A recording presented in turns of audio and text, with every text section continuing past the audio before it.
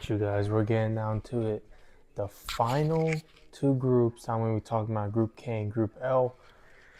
My final kit you guys will see until the knockout rounds. The Hungarian kit, the newest Hungarian kit we had out. This is from the last World Cup qualifier sequence, which was in 2025. So this is the second newest kit. Anyway, we're talking about Portugal's group. I have to mention that Hungary's not in the World Cup, mainly because of Portugal.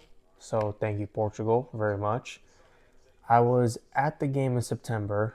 It was Hungary versus Portugal in Budapest in the Puskás Arena.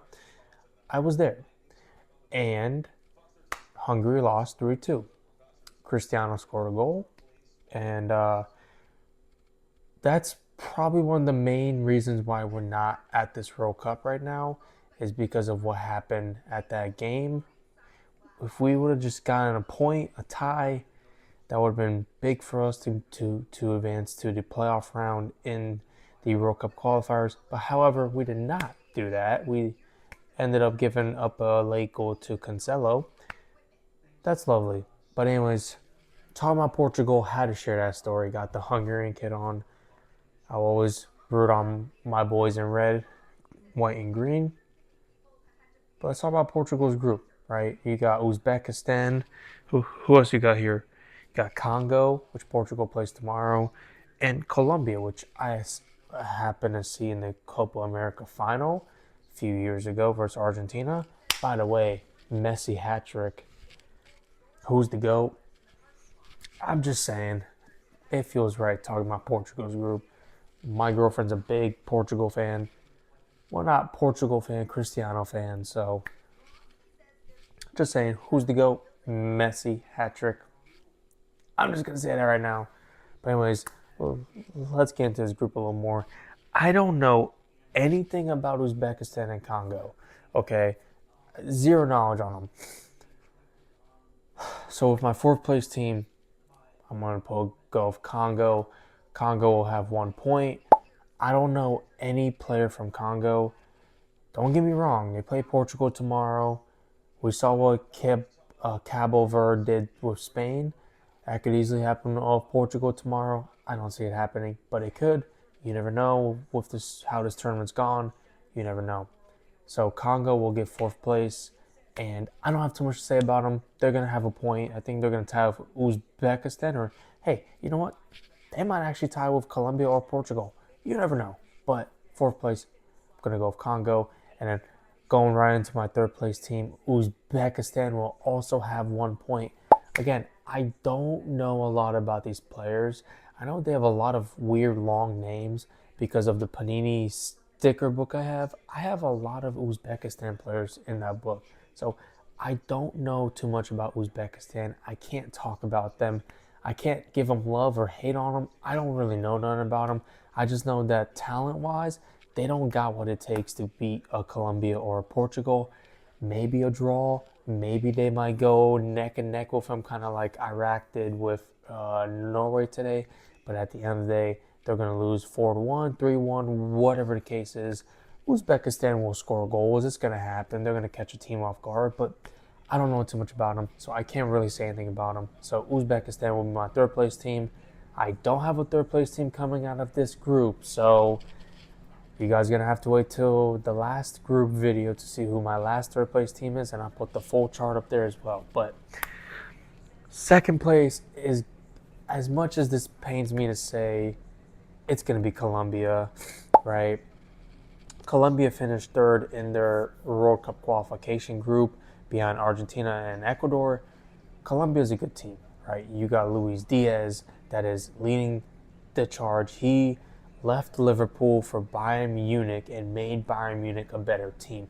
He's a pure game changer, pure goal scorer. He gets it done on the defensive end as well, even though he doesn't have to. He makes plays. He creates chances for his teammates. He's the guy. Luis Diaz is the guy. I'm a big fan of him. I think he's a great person as well. And then you look at James Rodriguez, which I actually have right next to me. Hala Madrid, Real Madrid legend right here, James. James' last World Cup. James hasn't really played quality competition club football the last few years. He's been kind of playing, I believe, in Brazil.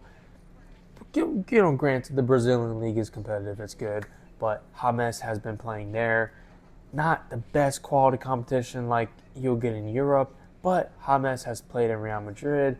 Pretty sure he's played on Bayern. He's played all over Europe, so he's a quality player. Expect him to make some noise in this team. And Colombia have a good front four. I mean, yeah, they have a good front four on the defensive side of the ball. So Colombia defensively is one of the best teams in this tournament.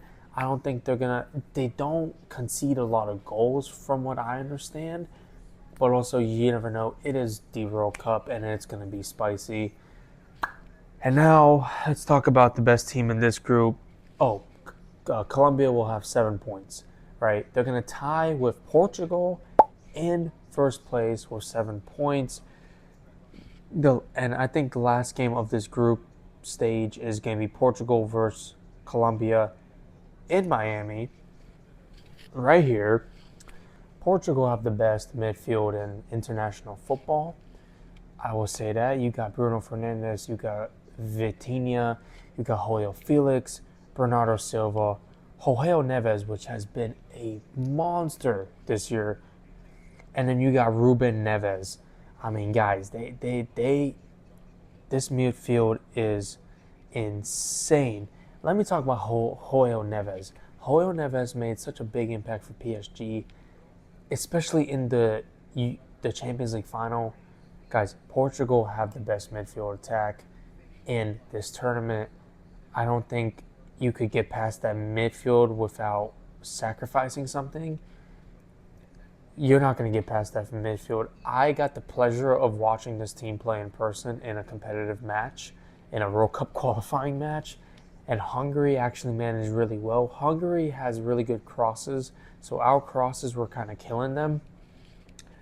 But they don't have a lot of weaknesses. Portugal's midfield is legit. They're probably on the same level as France's midfield. They don't have too many leaks. They don't have too many weaknesses. Portugal, you could tell me, won't make the semifinals, won't make the final.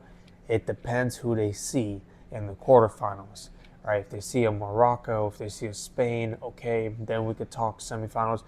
But if they see a France and Argentina, hell, even possibly a Norway, those teams are able to expose what Argentina's doing. Colombia might expose them. You never know. Brazil could expose them. I'm just saying, Portugal's midfield is not so weak. They are the best midfield in this tournament, and I'll keep saying that.